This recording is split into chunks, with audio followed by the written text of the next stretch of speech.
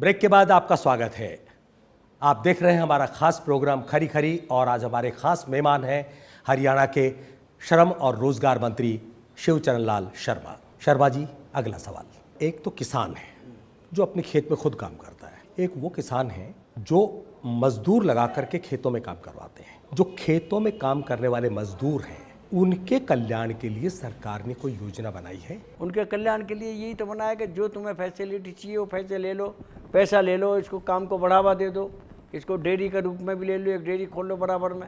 ज़मीन तुम्हारे पास है, खेती तुम्हारे पास है, अपनी 10, 20, 50, 100 गाय की डेयरी खोल लो। गवर्नमेंट आपको खरीदने के लिए पैसे भी देगी, बिल्डिंग बनाने के लिए भी पैसे देगी।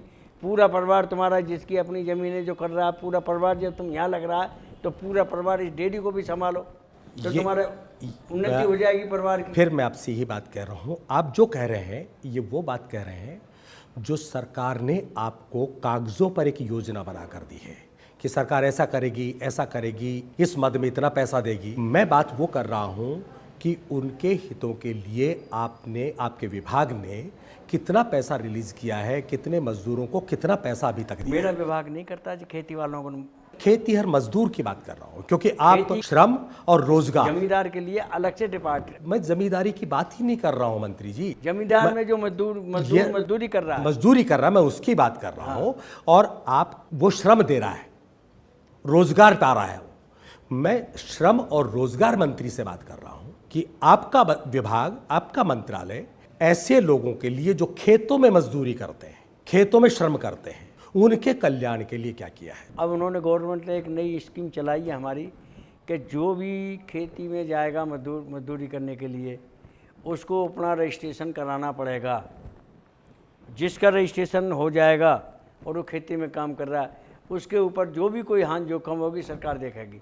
ठीक है। और बिना रजिस्ट्रेशन के कोई भी खेती में नहीं जाएगा।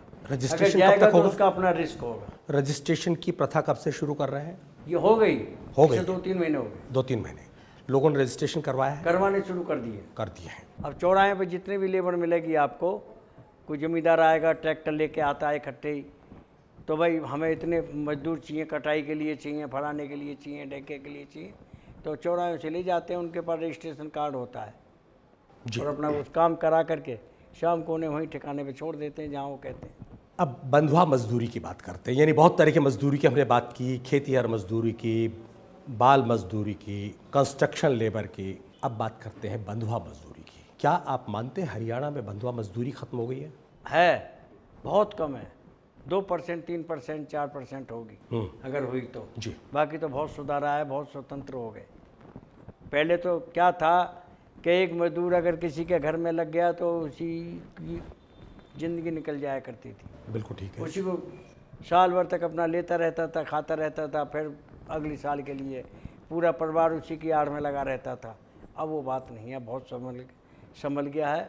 अब बंधुआ मजदूर 2-3% होगा, कहीं भी है तो पुराना, नया नहीं है, कोई भी पुराना चला आ रहा है।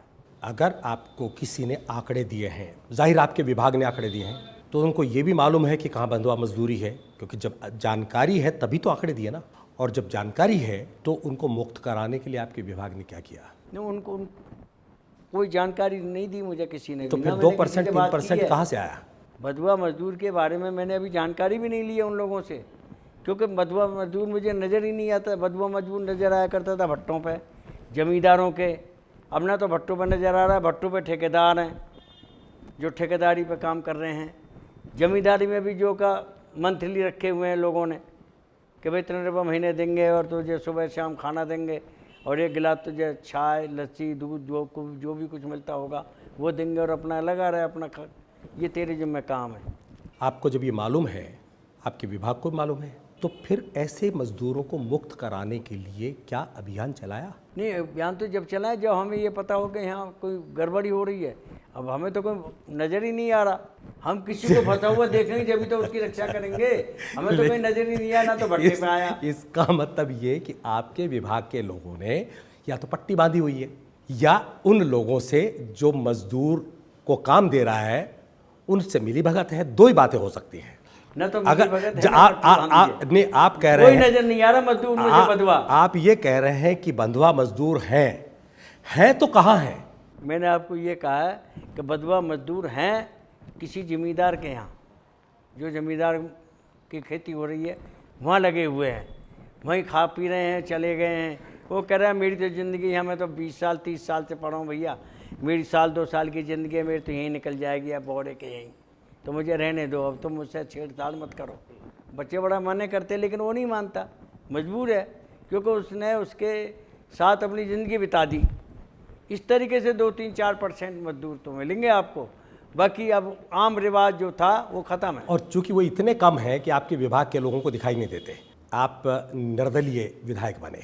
आने वाली राजनीति में, आने वाले समय में आप अपनी राजनीति को एक निर्दलीय विधायक के तौर पर किस तरह देखते हैं? क्या आप कोई पार्टी ज्वाइन करेंगे या अगला चुनाव भी निर्दलीय लड़ेंगे? ना, अभी तो मेरा पार्टी ज्वाइन करने का कोई विचार है नहीं। मतलब कांग्रेस के साथ मिलकर के अगली बार भी इसी तरह? कांग्रेस के साथ वो टाइम, जैसा टाइम आएगा वैसा देखूंगा। अब वैसे तो मैं पुराना कांग्रेसी हूँ, अब मेरी कांग्रेस के साथ कोई वैसी तो भी है कोई लड़ाई झगड़ा, वही इतना ही तो झगड़ा हुआ।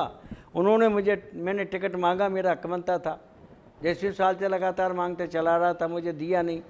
अब क्या लोगों ने इस बात को अच्छा नहीं समझा, जो मेरे अड़ोसी पड़ोसी, जो मेरे वोटर सपोर्टर थे, उन्होंने फैसला कर लिया कि जी अगर ये तुम टिकट नहीं देंगे तो इसका मतलब तुम तो ऐसी अपनी ज़िंदगी बिता दोगे, नहीं इलेक्शन लड़ो और खड़े हो जाओ। जी, उन्होंने मुझे खड़ा कर दिया और उन्होंने इलेक्शन लड़ा, बेचारे जीत के भी ले आए, जिता के भी ले आए, खुद ही इलेक्शन लड़ा है उन्होंने। और अब क्या पोजीशन होगी मैं नहीं कह सकता। उसके बाद कांग्रेस में हमने जाने की कोशिश भी की, आपके इलाके कांग्रेस वालों ने हमें निकाल दिया कई साल के लिए। आपके इलाके के लोगों ने आपसे ये नहीं पूछा कि हमने कांग्रेस के खिलाफ वोट देकर आपको जिताया और आप कांग्रेस की गोद में जाकर बैठ गए?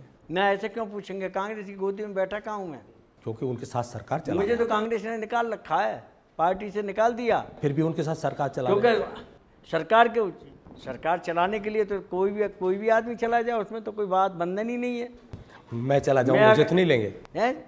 आप अगर इलेक्शन में जीत के जाओगे बहुमत में, अगर वो अल्पमत में है, तो आपको तो बहुत बहुत कुछ मान सम्मान के साथ लेके जाएगी, क्योंकि उनकी सरकार बन रही है। जी, शर्मा जी आपका बहुत बहुत शुक्रिया, आप हमारे कार्यक्रम खरी खरी में आए। आज खरी खरी में बस इतना ही। अगले हफ्ते एक और शख्सियत से मुलाकात होगी, तब तक के लिए दीजिए इजाज़त। नमस्कार।